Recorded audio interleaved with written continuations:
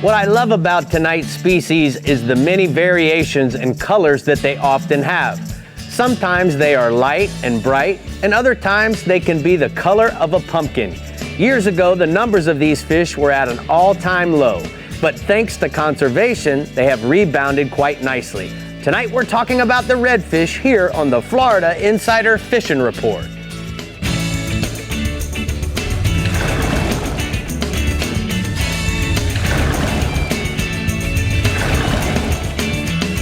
Welcome to the Florida Insider Fishing Report, presented by Yamaha.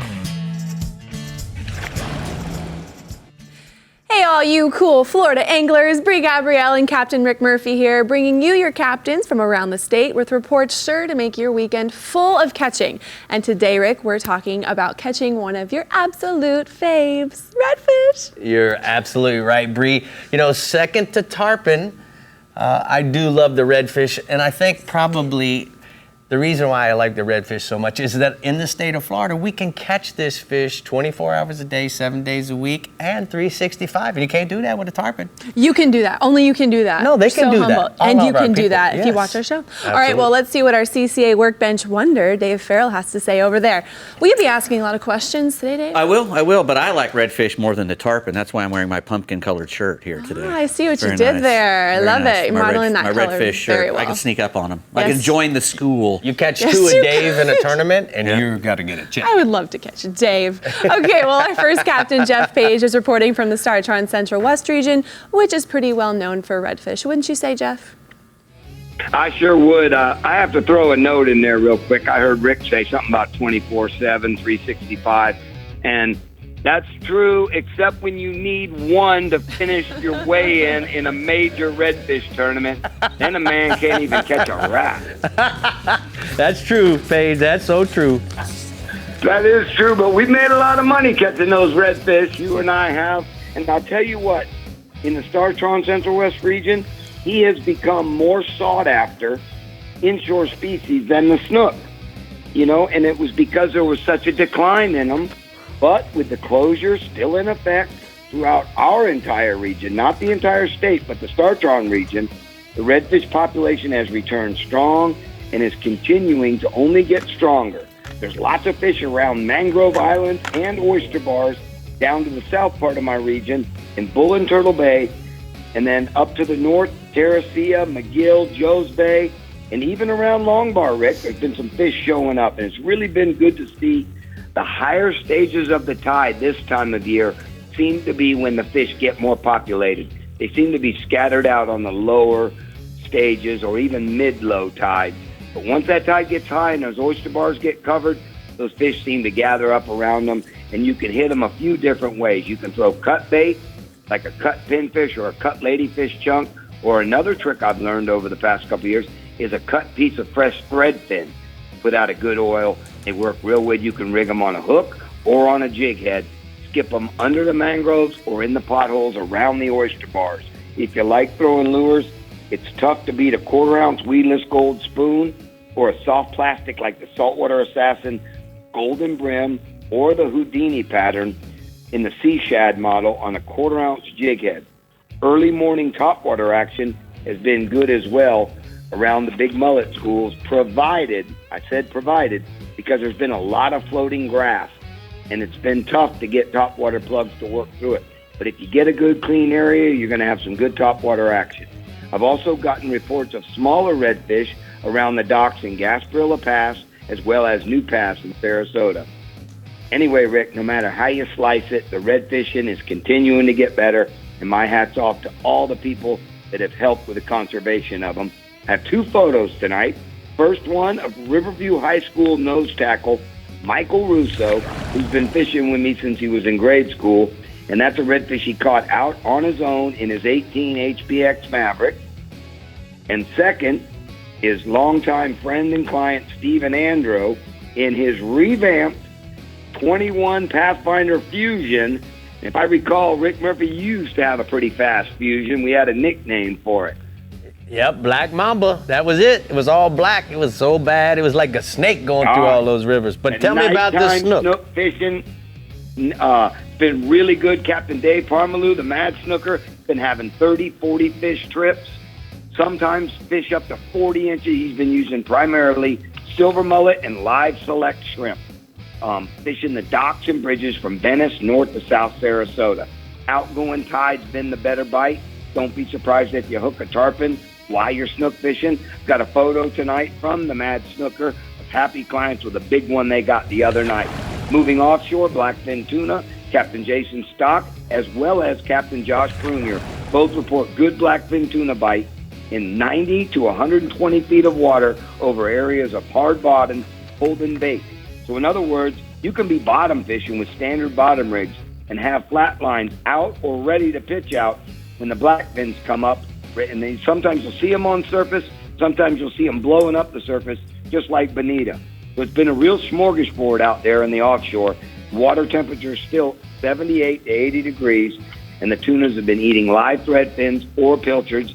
Speaking of that, the photo I have tonight is of Peter Hernandez in 105 feet of water off the Venice Jetty. He caught that on a small 20-pound class rod with a live pilchard. And my last species tonight, Amberjack, lots of AJs holding over wrecks and springs in ledges in 90 to 150 feet of water, straight out new pass, live pinfish, blue runners, but you can vertical jig or butterfly jig them as well. And you know what? Captain Tim No went out the other day on the flying fish, limited out on his groupers, snappers, as well as AJ. So don't forget, bring the vertical jigs as well. And I'd like to say thanks to everybody at the Florida Insider Fishing Report for putting out such good quality reports. And that comes from a lot of my folks here in the Star-Tron Central West region. All right, well, I hope to see a lot of your folks at the Daiquiri Deck soon. The hotspots from the Daiquiri Deck's Central West region is going to be inshore. Look for the groups of tarpon moving south down the beach from Holmes Beach south to Big Pass. Live thread fins or crabs are your best bet. And then offshore, lots of bonitas and kingfish feeding on bait schools off of the Point of Rocks north to Anna Maria and 30 to 50 feet of water, Brie. I could go for a daiquiri right now at Daiquiri Deck. That Yeah, sounds man. scrumptious. Okay, next up is the Keys region where Randy Tao is letting us in on some redfish secrets. So listen up and take some notes. Hey, good evening, fish fans. You know, here in the Garmin Keys region, our red fishing's pretty good right now, but it's mostly on top of the flats. The technical poling skiffs are definitely an advantage right now for getting up shallow and sight fishing these fish. And especially when you've got that low rising tide, if you happen to have it in the morning, that's ideal. You get that cooler Gulf water coming in, and the red fishing's been very good, and guys have been having some really good fishing up on top of the flats. Now, when the tide gets high, that's kind of when the bay boats come in and you fish the shorelines. You change your game up a little bit, and it's a different way of fishing, but it's also been successful with guys using live bait like a pinfish or a pilchard on a quarter-ounce jig head. That's been working good on those shorelines. And once that tide starts falling, it seems to be kind of a transition where those fish just aren't in the mood to cooperate and bite. So you really want to look at your tide chart before you go, and the areas around the Flamingo area have been the best lately, and you can get those tides pretty easy, especially on your Garmin if you pull up info. I've got a photo of Mike Stanley from Orlando with a redfish he caught with 20 spots on it. Wow. That's cool. The only thing that'd make that better if it had a tag in it. All right, tell me about the permit fishing, bub. You know, permit this time of year is really good. Guys, everybody's tarpon fishing, but there's permit around. And if you want to go looking for them, you're probably going to find them. And they're on rock piles. They're on some of these shallow wrecks. They're around some of the bridges. You know, guys that are fishing crabs for tarpon end up catching some nice permit just by luck, you know, hoping for a tarpon, they catch a permit. What a problem, right? But a lot of the permit right now are around the bridges, and they're around structure. They like structure. And if you look at the tides, you know, the stronger tides around the moon, we just came off the full moon. We got a new moon coming. And those are really times where you could target looking for these permit, both on the Atlantic, around the bridges, and also on the Gulf side. And Captain Pablo Rodriguez had a marathon with Slam Time Charters. He really focuses on where to be, when to be, and he sent me this photo the other day of his little man, his son, with one of his permit he caught doing what he does best. With a sideways hat action. I like it. All right, let's go offshore, bub. Here we are. You know, it's dolphin season, really. The dolphin are starting to show up. They're not in great numbers. You know, guys aren't catching a lot of them, but they are catching a few, and that's how it starts. You know, if you're the guy that finds the birds, if you find that weed line, you're the one that's going to get them. And that's really the secret right now. Get out to about 600 feet, look for something, whether it's weeds or birds, and if you've got a favorable area where you've caught them before, put your baits out and spend a little time trolling, and you might just catch a nice one blind trolling. But a lot of times down here, we really like to sight fish for our dolphin, and that's basically looking for the birds. The dolphin are under the birds. You get lined up. You know, Rick, you and I did a great show on dolphin fishing, and it really showed what you want to do out there. And sometimes they can be right next to you, and you don't realize it. So keep aware of your surroundings and what you got going on, and that one bird might change your day. And Captain James Simsick with Spear Crazy Charters out of Marathon, he did just that with his son Isaac with a big cow dolphin the other day. All right, what a cool picture, man. Oh my gosh. All right, so tell me about the swordfish quickly. You know, daytime sword fishing, Rick, as you know, there's two ways to do it. You can push the button or you can turn the handle. And you are one of the few that are a member of that club. And the sword fishing's been pretty good. 1,500 to 1,700 feet, a fresh bait like a bonita belly, a dolphin belly is going to be your best bet. Squid, always.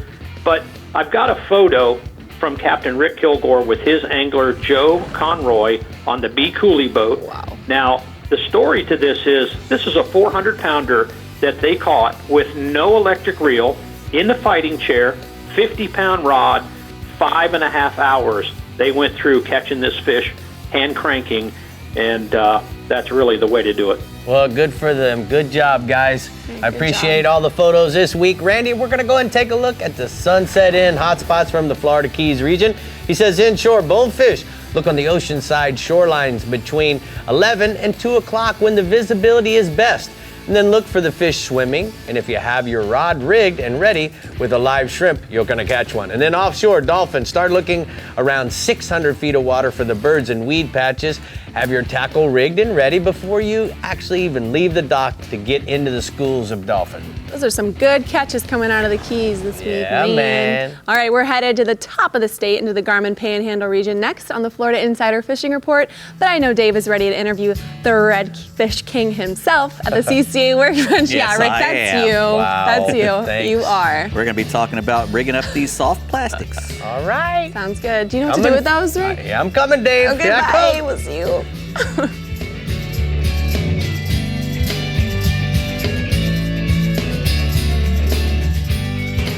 The Florida Insider Fishing Report is brought to you by Yamaha. Reliability starts here. Contender Boats, always in the game.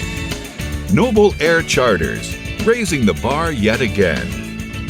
Rodan, set it, forget it, catch more fish. Sirius XM Marine, weather, fishing info, and channel surfing. And Daiquiri Deck, Sarasota's favorite place to meet. An entirely new species of extreme predator is moving offshore. The Yamaha 5.6-liter V8 XTO Offshore Outboard. Extreme big block thrust and power in the industry's first direct injection 4-stroke. Quiet, efficient, powerful, and proven Yamaha reliability. More than an outboard, it's a fully integrated power system. The all-new Yamaha V8 XTO Offshore.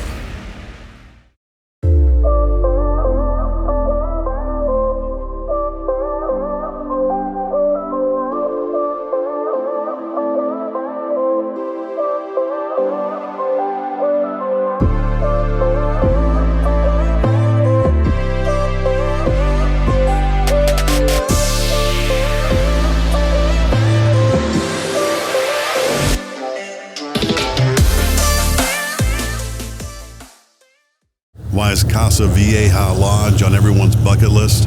Left teaser. Left flat as well. 2 fish. They're everywhere. Right flat teaser as well. Left flat, right flat teaser.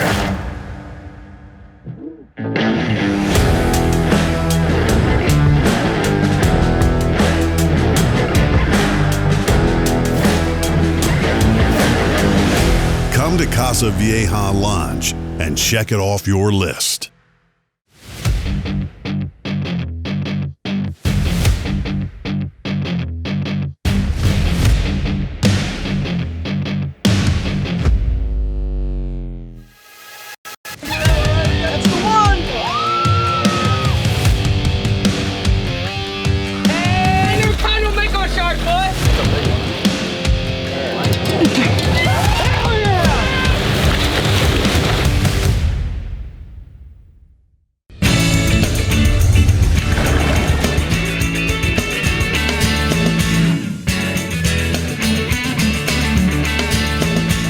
So we're here at the CCA workbench with the Academy Sports and Outdoors Rigs and Techniques, Dave. It's a mouthful.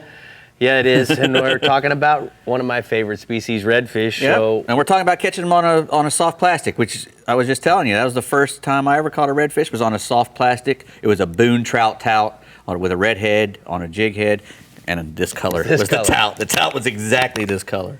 So, well, I tell you, I'm really excited that you decided to really chisel down on one department or one fishing style of fishing that we do for redfish. It's one we get the most questions about, because when you're using these soft plastics, a lot of people don't know how to hook them correctly, and they don't know what kind of water to use them in. You know, if they put on a big heavy weight and they use it in real shallow water and end up dragging a bunch of weeds in.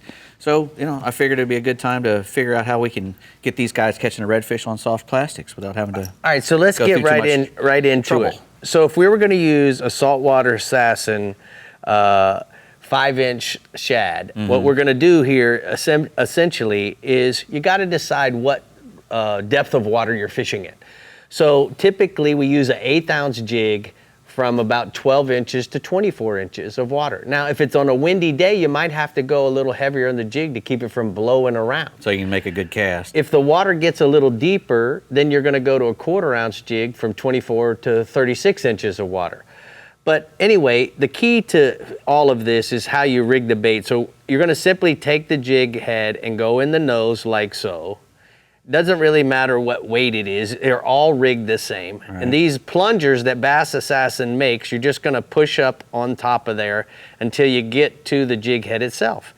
Now, as you can tell, it's absolutely perfectly straight. That's very important, because technically what we're trying to do here is to bounce this jig head on the bottom. And remember, Dave, every time this jig hits the bottom, it's going to make a puff in the sand. Right. And when you jerk it again, it makes another puff. So to a redfish or any predator, it looks like something hopping along the bottom. So that's key. And you don't want them humped up, and you don't want them off to the side, because when you'll be jigging it, it won't pull straight. It'll go off to the side. Not in a good way. Exactly. Remember, when you're fishing artificial baits and you want a lot of action out of your lure, you're going to want to tie it on with a uni knot or some type of loop knot. I use a uni.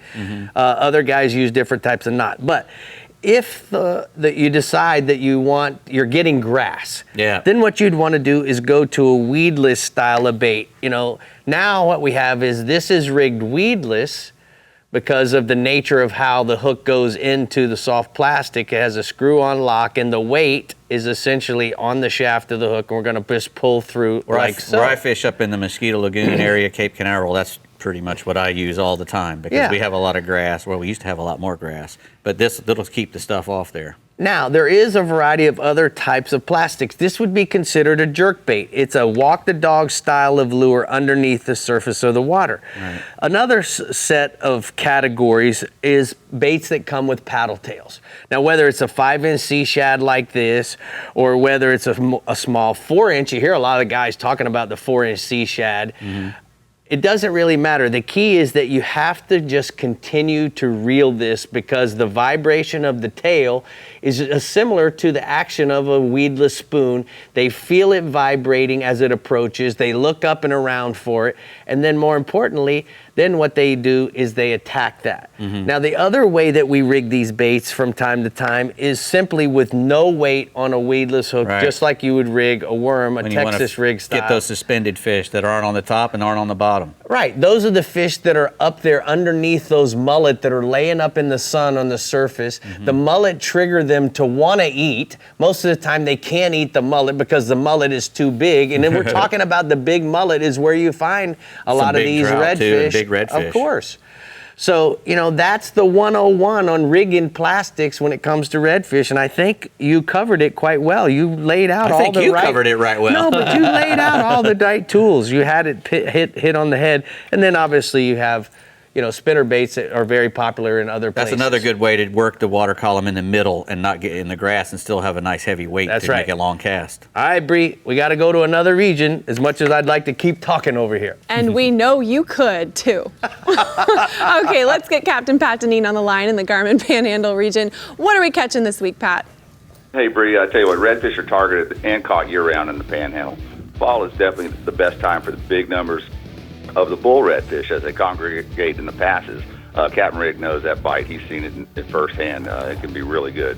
Currently, we're finding bull redfish, occasionally a slot redfish on the Gulf beaches, but the grass flats and the docks in the bay are where you're going to find the slot fish.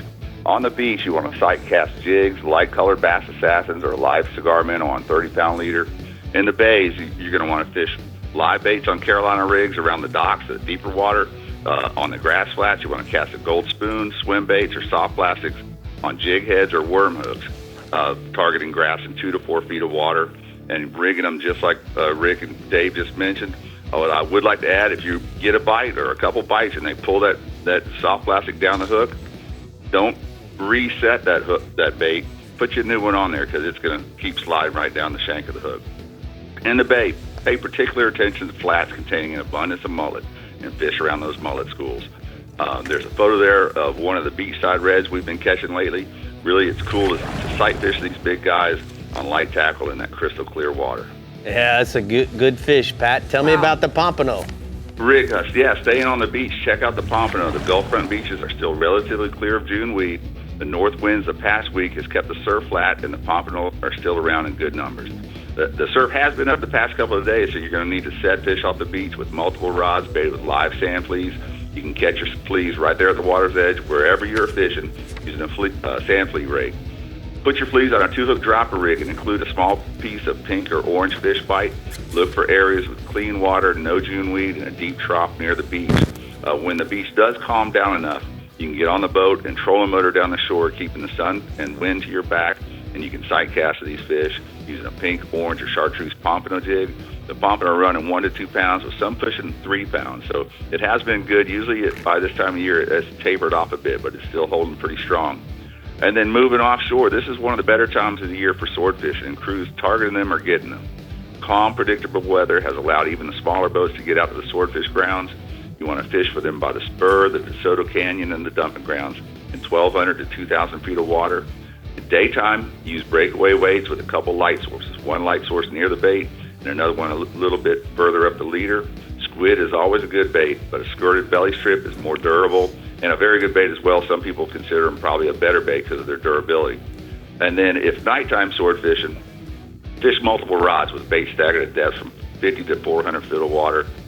Sizes of 400 feet deep, you're still out in that 12 to 2,000 feet of water. Sizes vary from lawn darts to fish over 200 pounds. And then finally offshore, the Amberjacks continue to produce. The key to getting the really good jacks is having the right bait. Blue runners are standard bait, but a live mullet, a ladyfish, and better yet, if you got the ability to keep them alive, a small to medium bonita will all get bit by AJs. Basically, you want a really active, healthy bait. Be sure to fish them on a long leader so that bait's got plenty of room to run about. And if you're going to find the jacks on high relief bottom structure, both natural and artificial, and the bigger jacks are typically going to come from those deeper spots, the deeper wrecks and natural bottom in 200 plus feet of water. All right, thank you so much, Pat. Great report from the Garmin Panhandle region. It's time to take a look at the blue water outrigger hotspots. He says inshore, flats east and north of Sandestin have plenty of bait, and they are producing catches of redfish and trout. And then offshore, amberjacks on the big steel wrecks in 150 plus feet of water. Be sure to have some good baits when you go. Good baits are always important. All right, we've got some redfish hotspots coming up in the northwest and northeast regions, plus the CCA is here to talk about their Star Tournament. So stay tuned and we'll be right back. All right.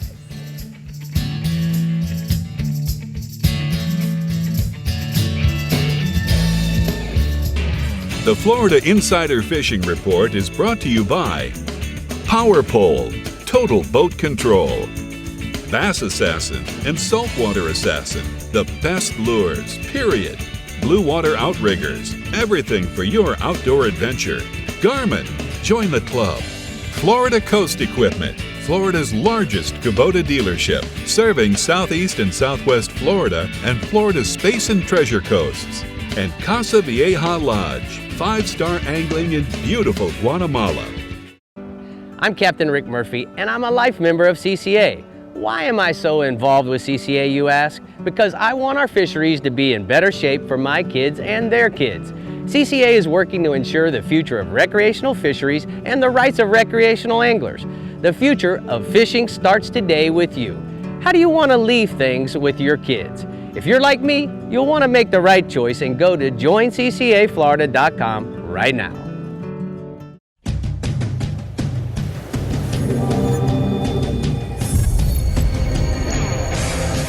Real Legends Performance Clothing. Everything you need to be comfortable on the water all day long. Keeps you cool, dry, and protected from the sun. Durable performance technology at an unbeatable value.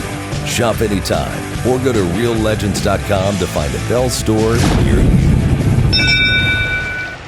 Every year, Noble Air Charter flies over 20,000 outdoorsmen and families just like you, economically, to over 300 Bahamian and Florida destinations.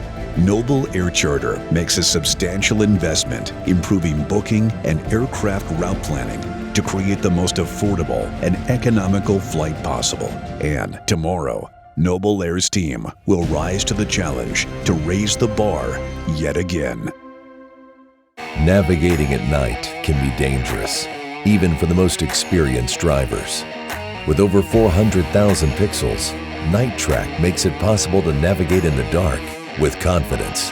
Night Track seamlessly interfaces with all multifunction displays, 2013 or newer, and offers boaters or the outdoorsman peace of mind at an affordable price.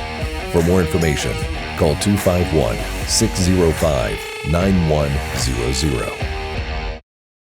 Come explore untouched Florida, where you'll step into holy sea cow and fish pristine waters where you'll reel in, whoa! Come discover Crystal River with exciting adventures and incredible surprises everywhere. From exhilarating river adventures to scalloping in the Gulf to delicious fish to fork cuisine, this is the place where you can relax into, Just a short drive from Tampa and Orlando is the amazing Discover Crystal River, Florida. Learn more at discovercrystalriverfl.com.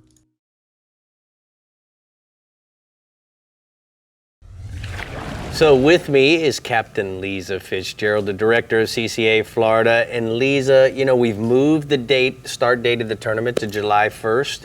What other changes have we made? Well, I want to remind all of our folks that although we've changed the date from July 1st, we are still giving you 100 days of fishing. Awesome. Yep, we don't end the competition until October the 4th, so I'm really excited about that.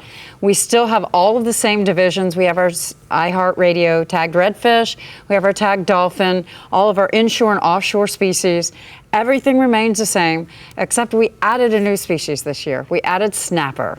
Oh. Yes, we added snapper, but only for our youth anglers, because we wanted youth anglers to have the ability to be able to catch other things just besides some of the species that are a little harder to catch. So here in South Florida, lots of people catch snapper, inshore and offshore, so any species of snapper that you catch, you can enter. All right, that sounds awesome. So let me ask you, besides having our tagged redfish division, what other things can we have to look forward to?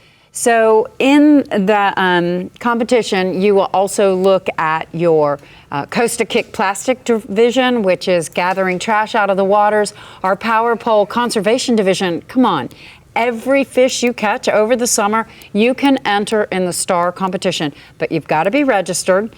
You got to have the app on your phone. You have to have the measuring device. You take a photo of the fish on the measuring device, submit it through the app, and almost every single division is done by a random drawing. So you're not fishing against other people. You're really fishing against yourself. So if you go 2 or 3, or then you could pause a week or so, and then you go back for another 2 weeks in a row, every fish that you catch, you should be entering, correct? Every fish that you catch, you should be entering. Because every legal, trout, snook, redfish, tarpon, kingfish, dolphin, grouper. You can enter in one of the divisions, and even those divisions have brand new Yamaha motors, brand new boats, all kinds of different things. We have Contender, Pathfinder, Carolina Skiff, Hughes Redfisher. I mean, you name it, we've got it. So where do we go to find out more information? CCAFloridastar.com. Get on there, get yourself registered, become a member, or call us and we'll help you do that. Thank you so much for being here. Get registered, guys. You and we say it every year, get registered, right, Brie? Yep, get registered. You don't want to miss out. All right, let's cast down into the Discover Crystal River Northwest region and see what Jeff Hageman has to say about the redfish bite this time of year. Go for it, Hag. We've got a great red fishery. It's really strong throughout my region all year. But the schools tend to get bunched together in the spring and the fall in large numbers. They can be found on grass flats, around oyster bars, shell bars, docks, and passes, and can be caught on a bunch of things like spoons, flies, live baits, dead baits. Jigs also work really well. The beginning of the incoming tide is a great time to look for tailors. As the tide gets higher, the fish will be a little less spooky, and you can make them a little bit more noise when you get in there. But a trolling motor, even though it's quiet, a trolling motor on 5 or 6 can still spook our fish. A stealthy approach is really key to catching redfish, and sneaking in there or push pulling in there is really key to keep those fish from getting spooked. So a stealth approach is always necessary, especially when you're fishing schools and you're going to spook more than one fish. And when I'm fishing schools or trying to fish schools, a lot of people will try and cast right in the middle of them. If you hit the edges of them and bring the baits down the edges and not spook the school, you'll get a whole lot more cast and catch a whole lot more fish. So a little tip there when fishing school fish. Our school fish average anywhere from 27 to 34 inches, and we even get some bigger breeders offshore, and they're usually caught on hard bottom offshore in 20 to 40 feet of water when the kingfish are here in the spring and the fall. And those fish average anywhere in the 20 to 30 pound range. But what's going on for redfish in my region right now? Captain Bobby Brady, out of Steinhatchee reports big redfish are moving through right now. So long drifts looking for mullet using a pop and cork with a shrimp is working really good. And also silver suspending water baits are working really good for action bites. Captain Jordan Todd out of St. Joseph's Bay reports the redfish bite's really hot right now. And excuse me if I'm not pronouncing this right, but Personnel's Marina focus in 2 feet of water, and you want to fish southwest of that in 2 to 4 feet of water on the passy grass beds and sand bottom. Look for big schools of fish right now around the bait pods. And he's using a pop and cork right now with a pilchard underneath it, with a little short piece of 20-pound fluorocarbon leader, and a 2-aught hook. And the average fish right now has been anywhere from 24 to 28 inches, with a few fish over 30 in his area.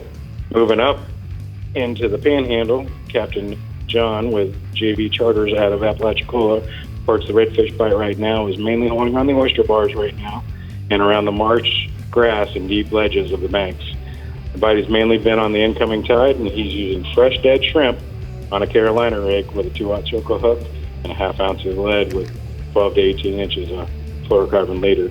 And I've got a couple of redfish photos. The first is with Captain Jordan Todd with a quad.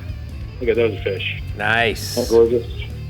That was on a recent trip he just made. And the second one is from Captain John Lane at JV Charters. I got you. Another nice redfish. All right, what else you got going on in your region, Hag? I got tarpon showing up everywhere, down in Boca and up in Tampa Bay. And Captain Jason Limberg of Ruthless Fishing Charters reports an awesome tarpon bite right now in Tampa Bay. The tides of this last moon have been providing anglers with double-digit fish on most trips. Live bass crabs, threadfin herring, blue crabs, fished either under a float or free line are the baits of choice. The water's really super clear right now, so scaling down your leader a little bit, either to 60 or 50, and 4-aught hooks are kind of the key. And I've got a great photo here of Jason with a nice West Coast plume. All right, looking good.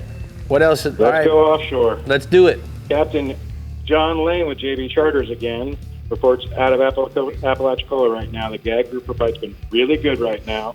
Most of the fish are hanging in that 50 to 60 foot range and on hard bottom, and he's using live croakers and pinfish on a standard knocker rig. And Captain Mario Costello at Tall Terrace Charters out of the Plantation Inn in Crystal River reports a good gag grouper bite right now on the nearshore rocks from 6 to 15 feet of water, so in pretty close.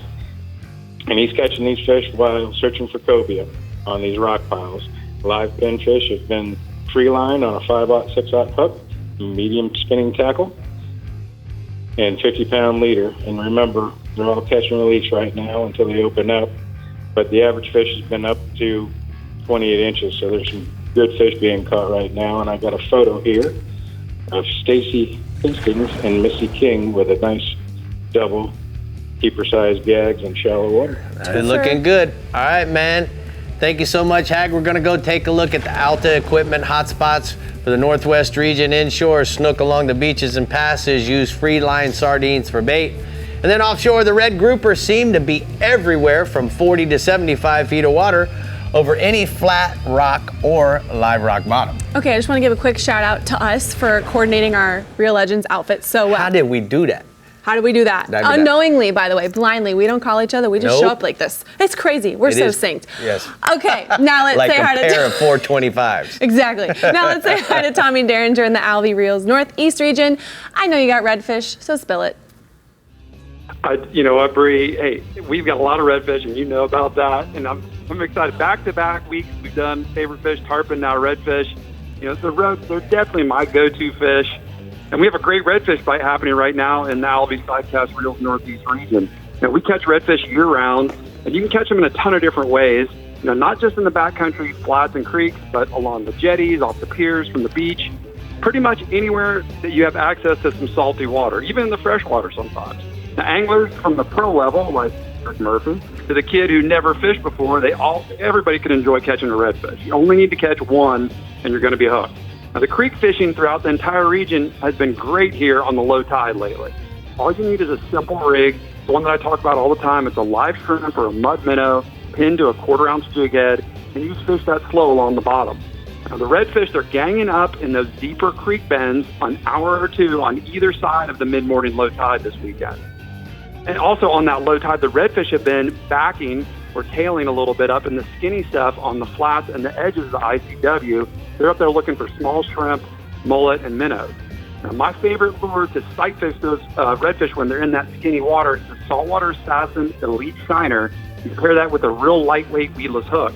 And you can make a presentation with that setup. It makes hardly any splash, and that's really important. Like Hagman was talking about, they can be spooky, so no splash, won't spook the fish as much. Now, if you like to toss a topwater plug for redfish, that's also one of my favorite things, because they don't want to get out super early this weekend, catch that early morning high outgoing tide, and just fish that plug along the edges of the grass. Now, we also have a world-class bull red fishery in our region, especially in Jacksonville up there in the St. Johns River. Now, those big bull reds are going to start to show up soon. They're going to hang around throughout the summer months, and they're a lot of fun. But if you fish for them, guys, just remember to handle those big fish with care. Make sure they swim away nice and healthy. Now, I've got a picture here. This is a nice redfish that, I don't know who this is, but she sight fished this fish out of a big school while she was here in St. Augustine fishing. She looks a little familiar, but I'm not quite sure either, Tommy. Such a fun day. Oh my gosh. I guess it's Brie. Yeah, it's me. The backwards hat threw me off. All right, tell me about the flounder, bub.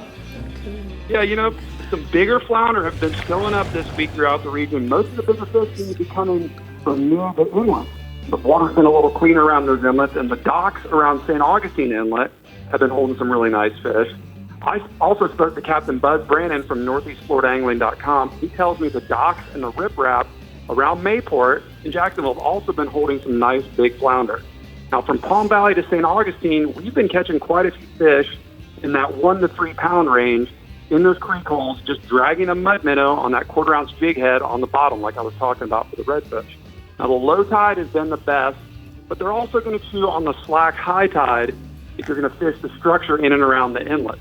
If the diver's going to if they'll leave us any of those flounder, the nearshore reefs are also going to be holding some good numbers of those flounder this time of year. The better bait for those bigger flounder, both near the inlets and on those reefs, probably going to be a larger finger mullet on a fish finder rig. And I've got another picture. Captain Buzz Brannon sent me this picture of his client, David Jennings, and that's a big old Jacksonville flatty, or a doormat as we call them. Yeah, that's him, baby. Let's go offshore. Blackfin tuna, Rick, they continue to chew out near the ledge this week. Most anglers out there, they're going to troll a naked or a skirted ballyhoo. There's some fish coming off some cedar plugs as well. But, in that same area, it's been a really good mixed bag. Those blackfin are out there. There's some sailfish, even if wahoo's still around, and even the occasional blue marlin, that is, showing up in the mix. Now, one reason those blue marlin are starting to show up is because they like to eat my next species that I'm going to talk about, which is the mahi. The mahi are showing up in better numbers and in bigger sizes this week. I spoke to the dolphin slayer himself, Captain Jason Hadges from jhusfishingcharters.com. He tells me the average size of the mahi this week is extra large. I've seen some pictures. They are big. He's had multiple trips with limits of some really big fish. Now, Captain Jason said he's looking for weed lines, current edges, any kind of floating debris, the typical dolphin places you'd find those dolphin. And he also said that a lot of the fish are out a little deeper. They've even been catching some of them on the east side of the Gulf Stream. So look for that mahi bite to continue to be good over the next several weeks. I got one last photo, guys. Captain Connor Livel sent me this picture of him and some buddies with a huge mahi that they caught east of St. Augustine. All right, thank you so much, Tommy. We're going to go ahead and take a look at the strike zone hotspots from the Northeast region. What a stud dolphin that was. He says that inshore, you're going to want to go redfish and flounder in the creek holes throughout the entire region, an hour or two on either side of the low tide, and then use a mud minnow or finger mullet on a 1/4 ounce jig head. And then offshore, dolphins starting at 130 feet to the ledge and beyond. Look for weed lines, current edges, and any kind of debris. They got that mahi at the Big and Tall. You ever been there, Rick? Yeah, baby. Nope. The Bell Central East region is coming your way. But first, let's head over to the CCA workbench to see what Dave has coming our way for some new products. A new Albie fly reel, just for you, Brie. You get one. Yeah, I'm gonna give it to you. It's number one. It used to be Murphy's. Well, He's gonna give it to mine. you. He's giving away my fly reel. Love it.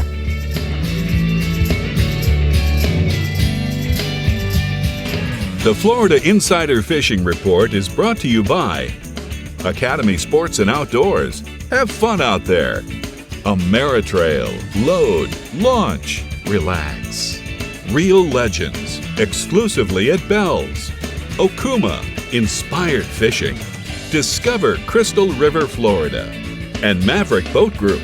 Makers of premium boat brands Maverick, Hughes, Pathfinder, and Cobia.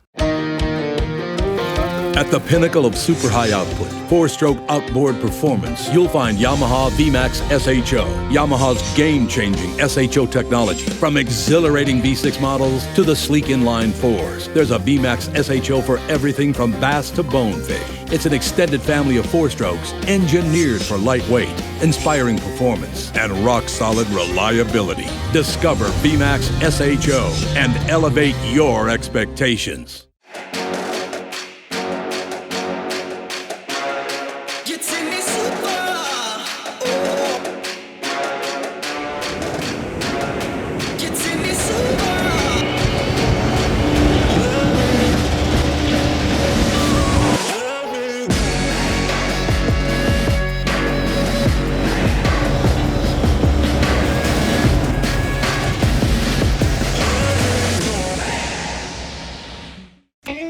You sons of fishes. Ain't enough fish on this lake for 2 clubs. Really? Well, we see plenty of fish live with Panoptics. Yep. Dang, we should get Panoptics. Maybe we'll just take yours. What's going on here? You boys have license? Yes, sir. Nope.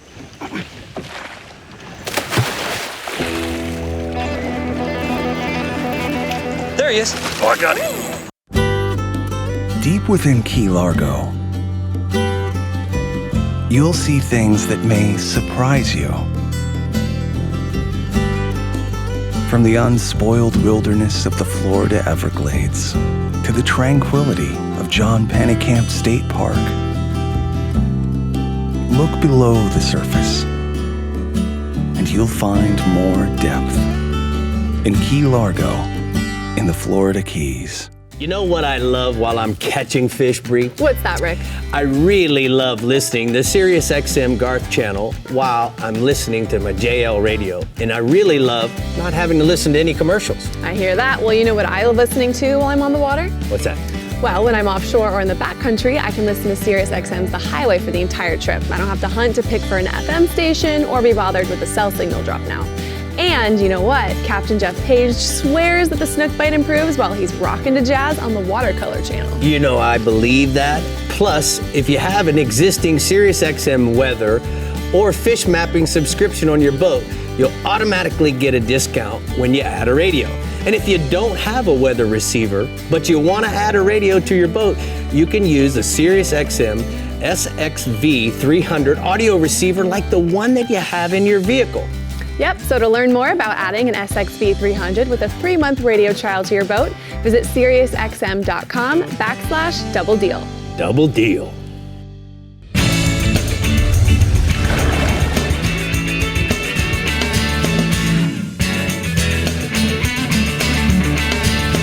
Well, we're here at the CCA workbench and we got double deals going on here, don't we, Dave? We got a lot of stuff going on. First off, down there, we have the Starbright Performicide. And especially today, this is something that's could come in handy. It's a disinfectant for hard, non-porous surfaces. It's a sanitizer, an algaecide, a viruside, a fungicide, antideodorant. It kills MRSA, staph. If it's nasty, it kills it. If it's alive, it kills it. And it uses a sodium chloride system. You put that little package in there. That one actually does 32 ounces, which is that bottle that they sell it in a little kit, or you can get the little Performicide packages extra, but as options. But anyway, you get that Performicide, you put it in there, you put water in there, and about an hour later, it's ready to go. And it'll last for 15 days. You wet a surface down, spray that Performicide on it. It kills everything on there. And they also make one for gallons. It makes 100 parts per million chlorine dioxide solution, and it really works. So go to performicide.com and you can find that. Next, we got the Alvi fly reel. That's a little, it's called the Super Lega, and they haven't done a really fly reel in forever. I don't think. This is the very first one. So, it's the 100-year special. The one in camo there is actually the 100-year special. That one's been made special for you, the Pearl there, the number one. Space age carbon composite. It's got a carbon body with a titanium shaft in it. All the little screw nuts on there you see are all made of titanium. So, it's very light, and, it's got 2 handle sizes. It comes with another handle if you don't like that great big handle. I like it. It comes with a little medium neoprene, a little medium neoprene bag. And you can order the stainless steel line guides on there if you like them or not. All graphite body, all graphite, everything. Right. It's about an 8 and 9 weight. It would fit on an 8 and 9 weight fly rod there. What do we got here, Dave? Well, we got the Eagle Claw saltwater laser sharp fish head jigs. They got a Seaguard 635 jig hook in there. Really nice premium paint. It won't come off, unless you really knock it up against the seawall 100 times. 1/8 ounce to 3/8 ounce for virtually just about any inshore use. Available in 10 packs. They run from $4.99 to $6.99 depending on how heavy the ones you get. Great hook keeper. Yeah, very good ones. T&H Marine, always accessorizing our stuff. Yep, these are called the motor sticks, and if you have a motor on the back, an outboard motor, it goes up and down. What this does is it saves your hydraulics. You put that thing up, put your stick on there, let the motor down, and it takes all the weight off your hydraulic system, relieves the pressure. It's got molded nylon ends. You can use it in salt or fresh water. It's got a real thick aluminum tube. It's not going to bend or break. I've been using these for years. Yep, it'll fit most of them from 150 and up. I bet you'll even fit my little 25 horsepower. It slides over the ram, and then you just trim the engine down to where it hits this stop, and then a little bit more so that you have all the weight actually on the tube. Fit Mercury or Honda and Yamaha and others. It's about any 150 horsepower and up. All right. thmarine.com. All right. Good job there, Mr. Dave. All right, Brie, we got to keep moving on to move on. Let's move on. All right, let's head into the Bell's Central East region and see what Captain Jim Ross has planned for us this weekend. Hello, Jim. Hey, gang. Well, in the Central East region, we know a lot about redfish. In fact, the city of Titusville was once the self-proclaimed redfish capital of the world, with huge schools of 40 to 50-inch redfish running all around in our shallow flats of the upper Indian River and the famed Mosquito Lagoon.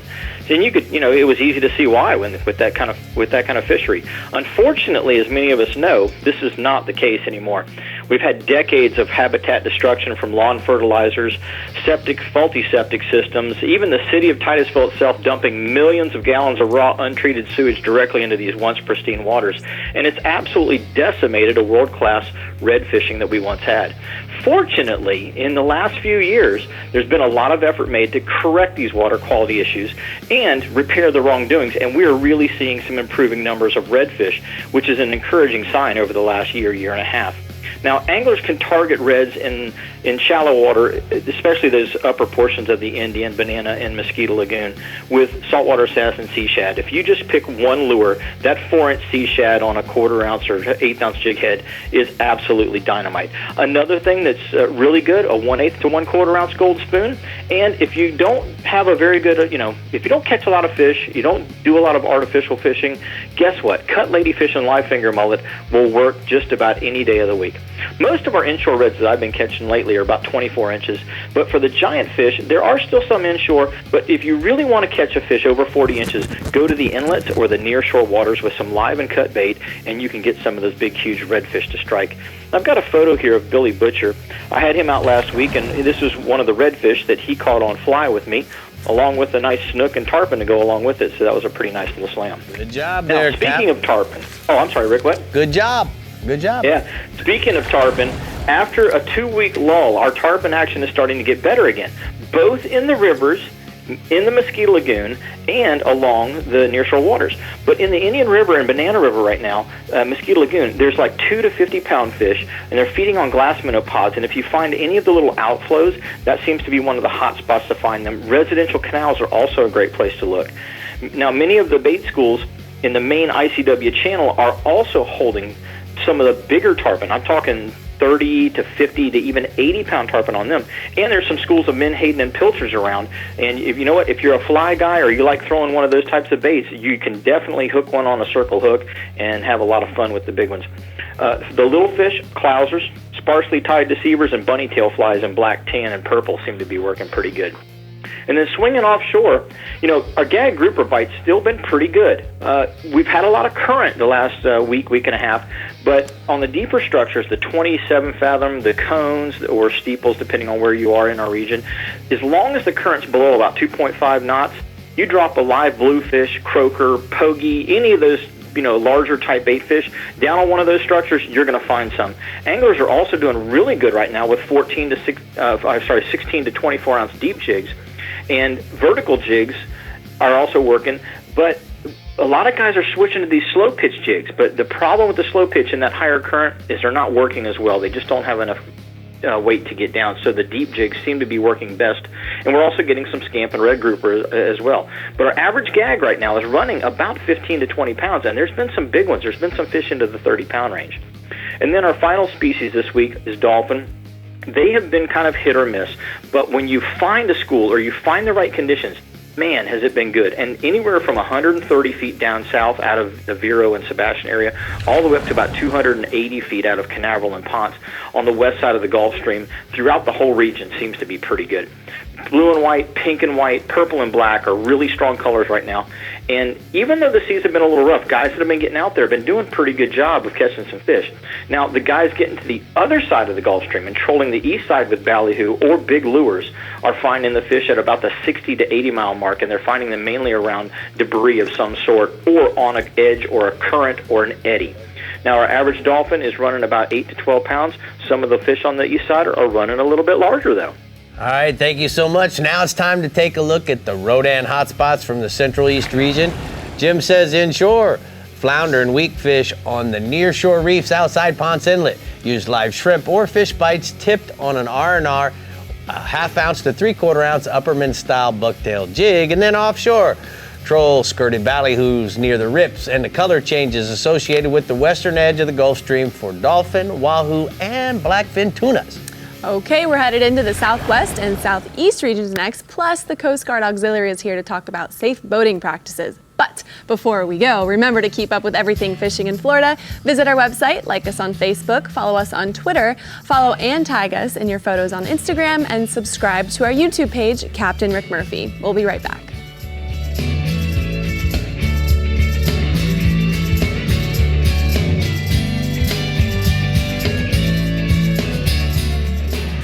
The Florida Insider Fishing Report is brought to you by StarTron, cures and prevents ethanol fuel problems. Alvi Reels, a better way to fish.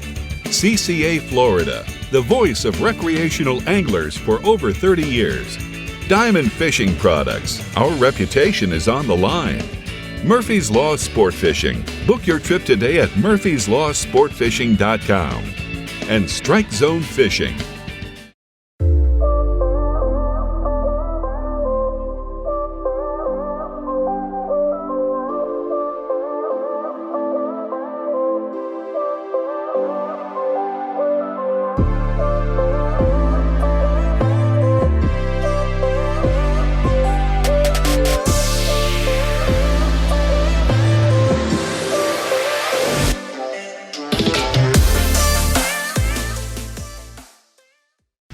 Finding a shoreline is easy. Finding a sure thing is not. For over 20 years, anglers from Kitty Hawk to California and every shore in between have come to know one thing: that nothing says no to fish bites. So just stop with the fishing and get busy with the catching. Ask for Fish Bites or Fish Bites Fight Club lures or visit fishbites.com. Come explore untouched Florida, where you'll step into holy sea cow and fish pristine waters where you'll reel in, whoa! Come discover Crystal River with exciting adventures and incredible surprises everywhere. From exhilarating river adventures to scalloping in the Gulf to delicious fish to fork cuisine, this is the place where you can relax into Just a short drive from Tampa and Orlando is the amazing Discover Crystal River, Florida. Learn more at discovercrystalriverfl.com.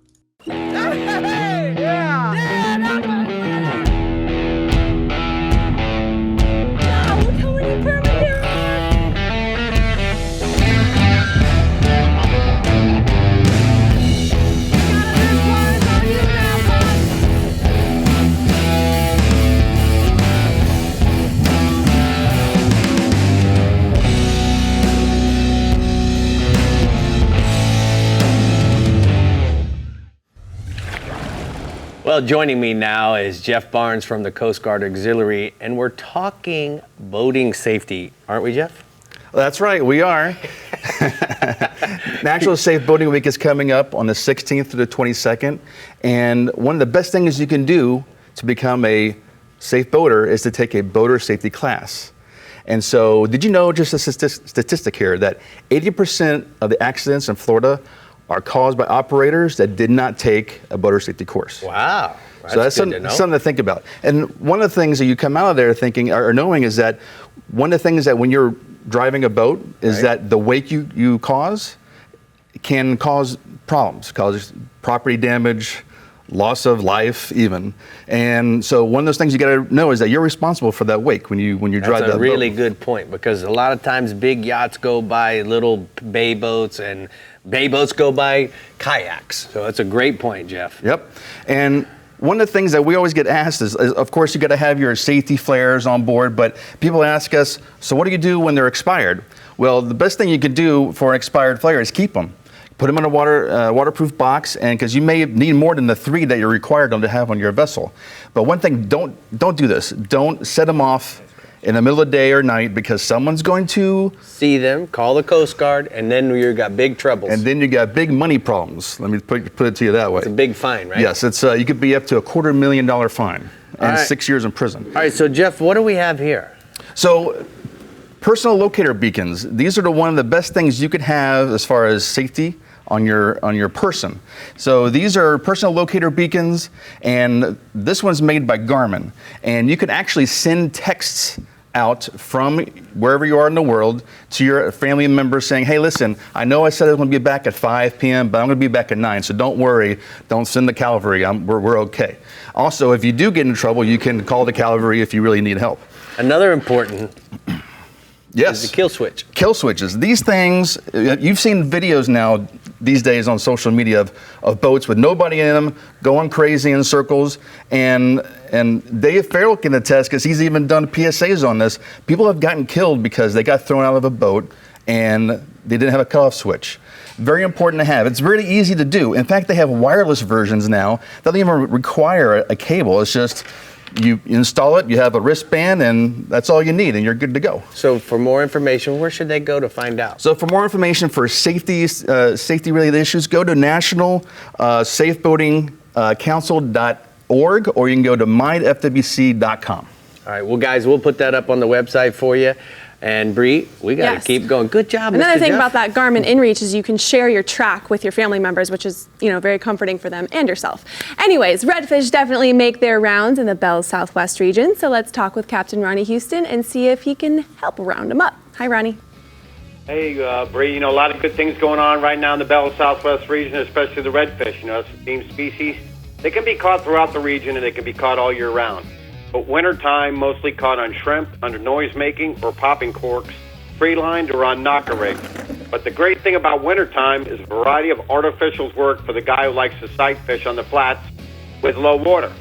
Clean water, grass, and tailing fish, as well as fish that are in potholes and troughs, especially after fronts on a low negative tide with a northeast blow, makes it a perfect sight cast conditions for tailing redfish.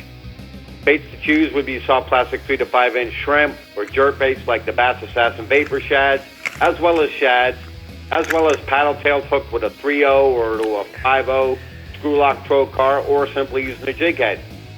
Now through fall, a variety of cut baits like pilchards, chums, topwater walk the dog lures, soft plastics, gold and silver spoons, and a variety of 3 to 4 inch lipless hard plastic subsurface lures that range anywhere from about 6 inches to 2 feet.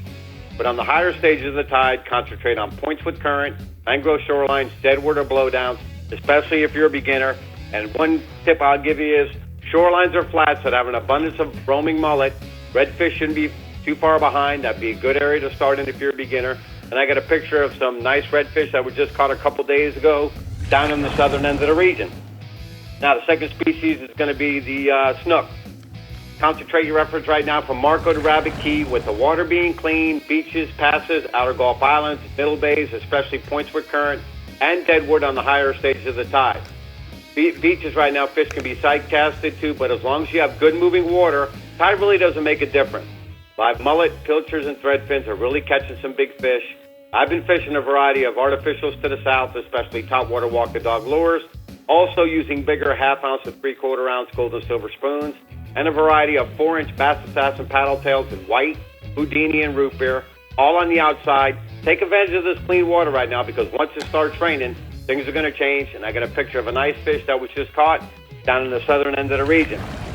Now, the offshore side, the wahoos. A very interesting bite is going on offshore right now if you're willing to put in the time. You're talking bigger boats, bigger motors, and most importantly, the serious fish mapping, according to Captain Mike Avazon and Tommy Robinson, taking advantage of what is suggested to them according to the fish mapping. It's been consistent in depths of 200 feet and beyond. All this right now has been high-speed trolling from 9 to 14 miles an hour, high-speed lures with trolling heads, and I've been told the darker lures have been working the best, and I've got some great catches, and one up to 100 pounds. Wahoos, got Tommy Robinson, then you got one with George Buenacore and Parker Stevens. These guys are right now catching wahoos where most guys are right now going out trying to catch the groupers. Species number 2 is going to be the triple tails, Wiggins Pass to Boca Grande, here again, taking advantage of the clean water. Wrecks, artificial reefs, head pins, swim buoys, floating debris, and tide lines running from north to south and then back south to north. Trying to see these fish on top of sight cast, and if you don't feel confident making the cast, a small cork added will help give you an idea of where your bait is, but also popping it to get the fish interested in drawing them away from the structure. Baits of choice have been live shrimp, pilchards, finger mullet, or soft plastic artificials or bucktails. And I got a nice picture of a triple tail that was just recently caught by Capt. Corey McGuire up in the north end. Speaking of boater safety, one thing you guys need to know in case you don't, You are required to have a boater safety educational course when you're fishing Everglades National Park. And not only is it good information, but if you don't have one, you need to get online and take the boater safety education course. You know, Ronnie, you mentioned the SiriusXM fish mapping. You still using the weather to make sure you get home safe?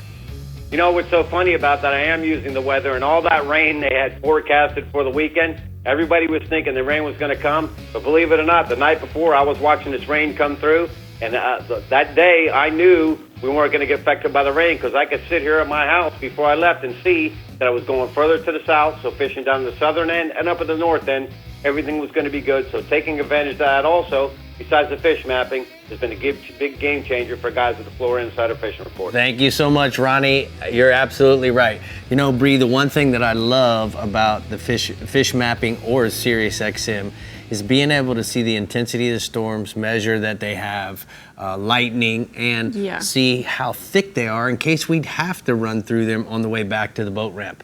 But it's time we got to take a check at the Caddy Can hotspots from the Southwest region, don't we? We do. So he says, our dear Captain Ronnie says, inshore, tarpon, Fort Myers Beach to Stump Pass, beaches and passes using live crabs, herring, pinfish, and a variety of swim baits. Then offshore, yellowtails and mangrove snappers.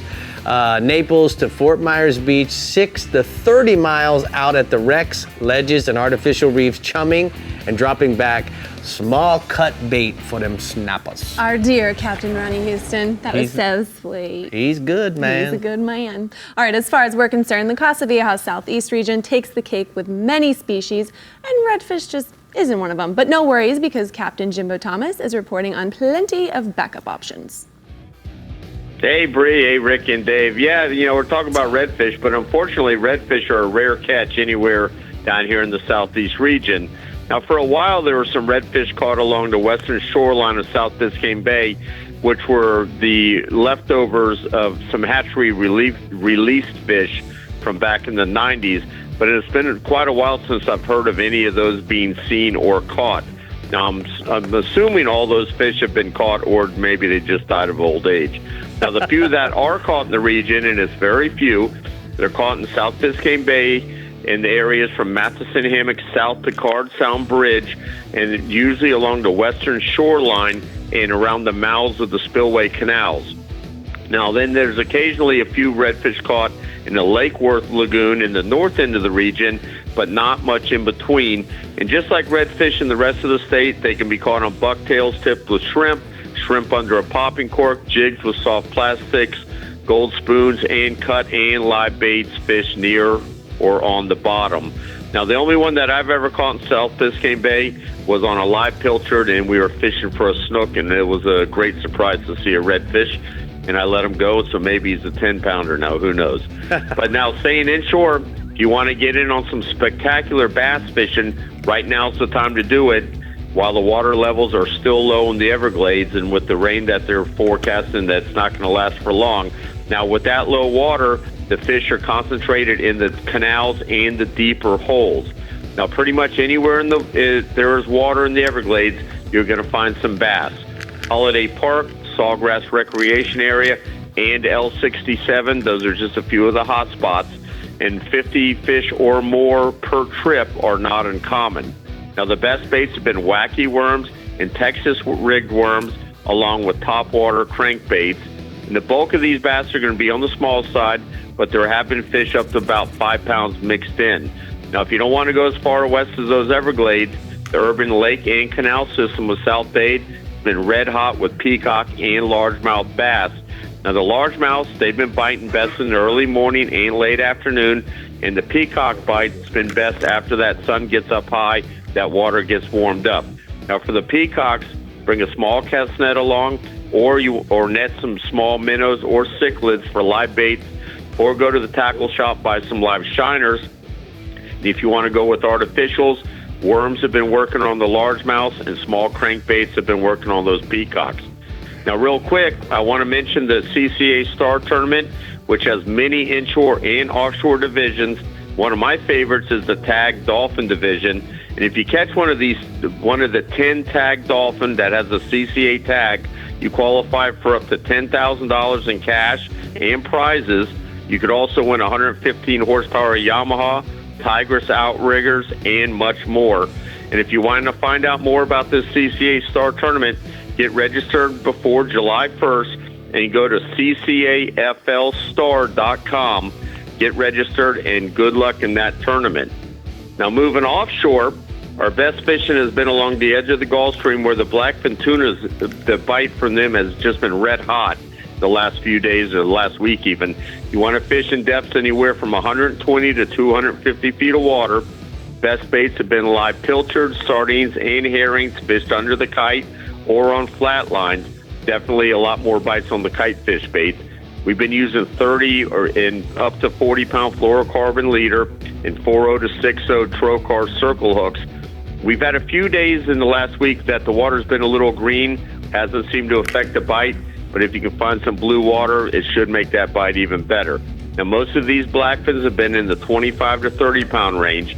Tuna's been biting throughout the day, but first thing in the morning, then late into the afternoon from about 3 o'clock until sunset. Just like always, that's been the best. And like always, if you can find some live bait to chum with, that'll help get those fish fired up. Got a photo here. This is Rick and Barbara Arnold with a beautiful 28-pound blackfin tuna that they caught off Fowey Light aboard their 33-foot contender. And then in the same basic areas as those tunas, in the 90 to 150-foot range, there's been pretty decent kingfish bite going on. We've been using the same rig as for the tunas, but just adding a 12 to 18-inch piece of number 3 or number 5 wire for those kingfish to avoid any cutoffs. Live pilchards, herrings, and sardines fished under the kite once again or on the drip.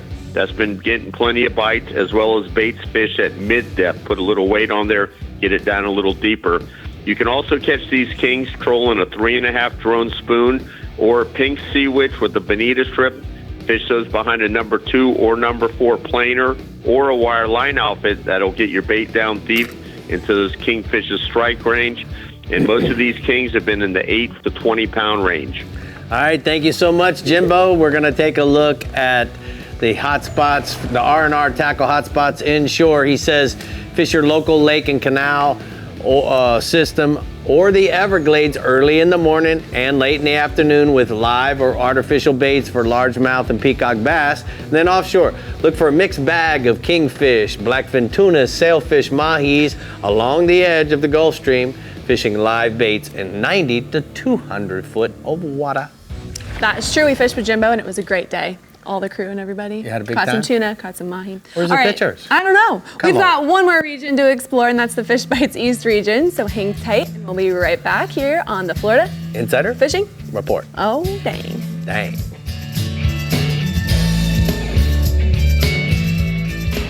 The Florida Insider Fishing Report is brought to you by Yamaha. Reliability starts here. The Florida Keys and Key West. Come as you are. The IGFA. Fish for the world. Sportsman's Adventures. Fishing for adventure. And Bells. Everything you need to live life local.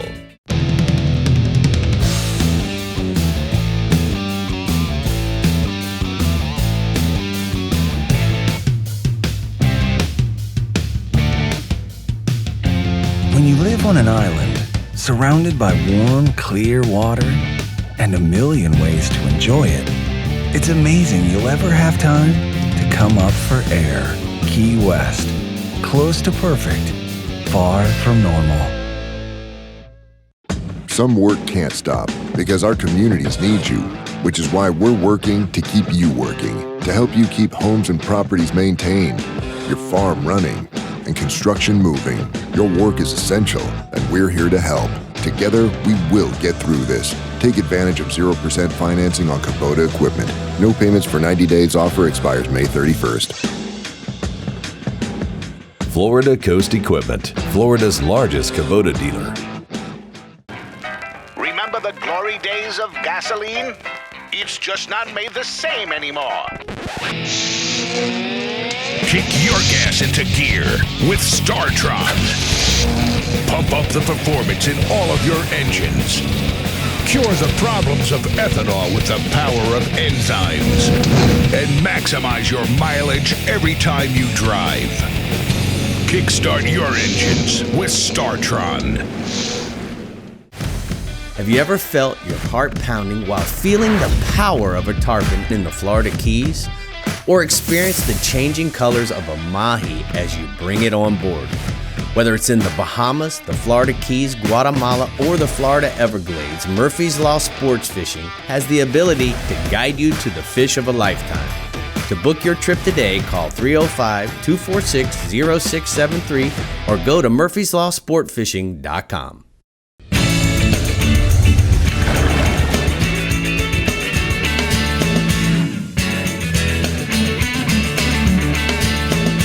Today's Power Pole tip is about the Charge Marine Power Station.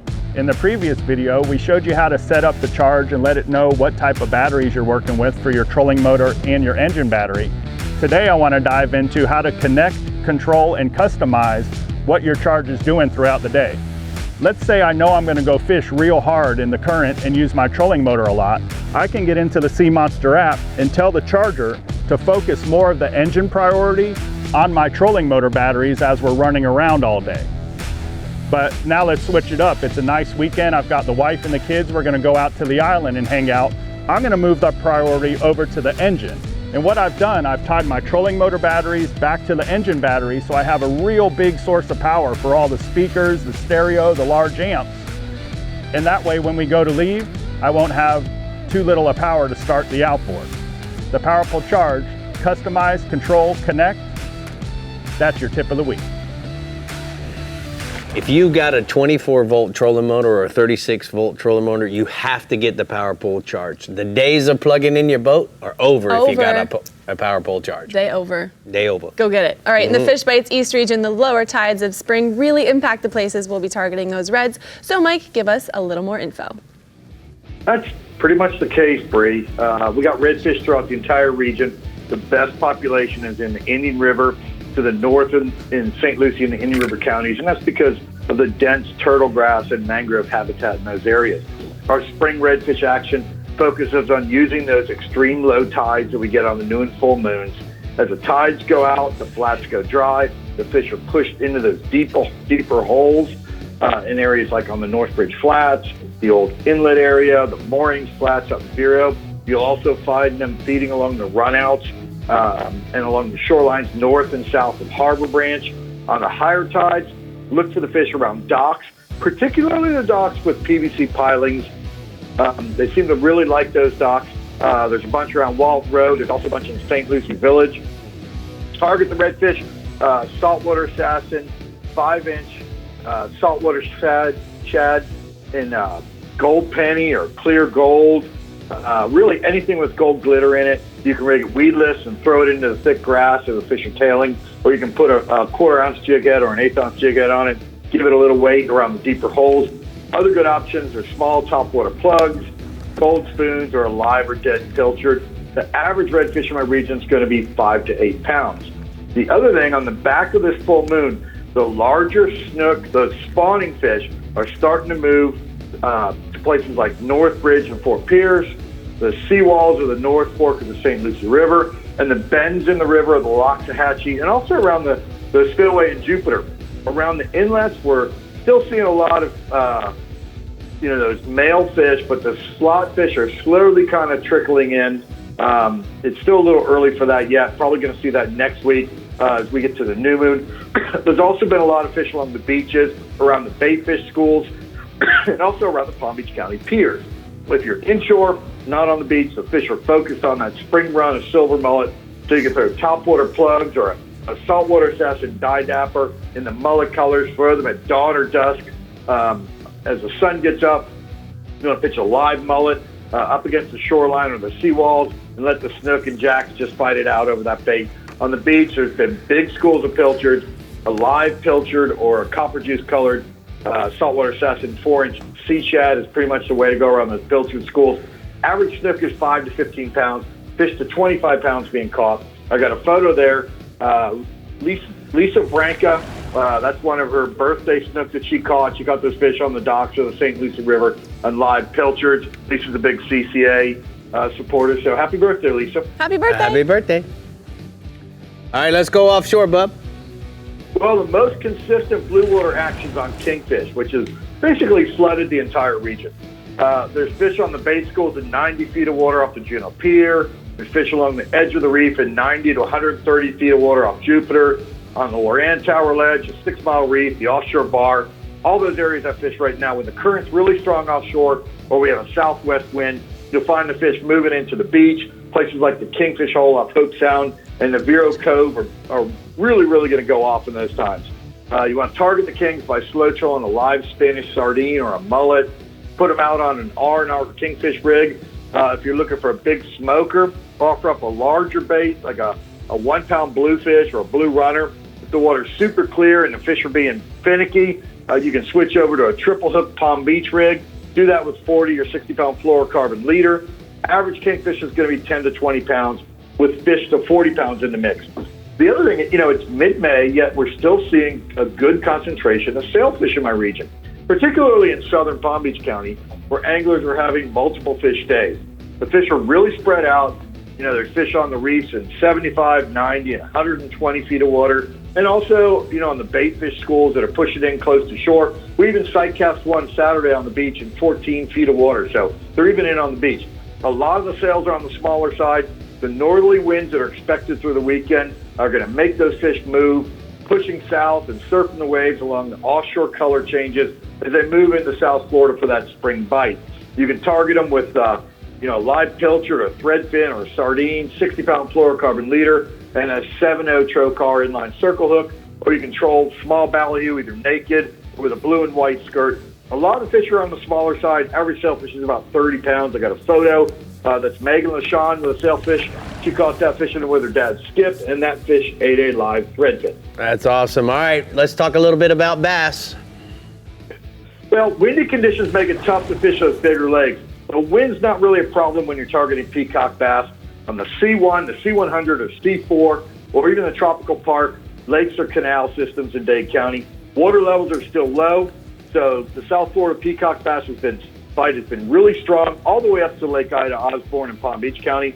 At first light, the younger fish are schooled up in blasting bait on the shorelines and around the bridges and culverts. You can throw a twitch-type prop bait or a small minnow plug, and then when the sun gets up, look for those fish to hug the sharp edges of those limestone box-cut canals, a lipless crankbait or a bass assassin, either fire tiger or candy corn 4-inch turbo shad or a cantaloupe-colored little boss shiner is going to be money on those big fish.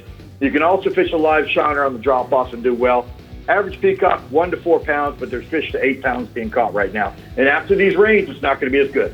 All right, bud, thank you so much. We're going to be giving a new, what am I doing here? How about the T&H hotspots from the East region? Inshore, catch and release trophy snook in Taylor Creek, topwater plugs early, and then live mullet, slow trolled along the shoreline. And then offshore, mangrove snappas on the 65-foot ledge south of Fort Pierce. Sardines, cigar minos, and pilchards bounced along the reef are gonna work for those. Sounds good. Okay, the captains have spoken. Now let's see if we can make a weekend of catching happen. But in the meantime, we're taking a short break so we can tell you what we're catching next week on the Florida Insider Fishing Report. So you're still there. All right. I knew you were still there. Reliability. Yamaha is legendary for it. But it's more than a legend. It's something boaters have come to value. Why? Because it's rare. Because in this fast-paced, single-use world, few things are built to last. So when we find something that is, we hold on for dear life, to friendships, to traditions, to outboards. Because it's the lucky few who get to spend as much time on the water as they'd like. The rest of us, we look forward to those precious few days. That makes every second sacred. Every moment mean that much more. And it drives us to wring the most of every minute we get on the water, having incredible adventures, fighting the fish, making unforgettable memories. If you count on having this time, you need an outboard you can count on to power it. That's why boaters choose Yamaha for the long run, for life. Because reliability starts here. What started in the flats and bays has migrated offshore.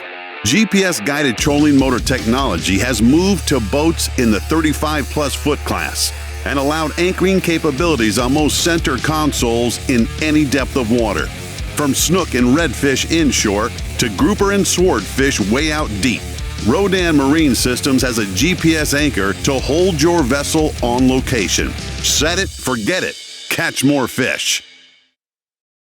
The only reel with over 100 years of heritage. Alvi Sidecast reels allow you to cast over 150 yards with up to 900 yards of capacity. Alvi's state-of-the-art drag and 22-inch retrieve rate per wine is perfect for any surf challenge. Alvi reels are manufactured to best practice standards and are in fact so robust that the Alvi also comes with a 10-year salt and sand warranty. For more information, go to alvius.com. All right, everybody. Next week we are talking wading and surf fishing. Wading and surfing. I love doing that. It's one of David's favorite pastimes. Yep. Am I right? I like to wade. You like to wade. Rick, do you like to wade? I do, as long as I can see my feet. All right. Because I can't see your feet where I'm wading. We hope you guys have a great weekend. If you can't see my feet, full of catching. They're not even letting me talk. Thanks for tuning in. Love you guys. Bye, guys. Bye.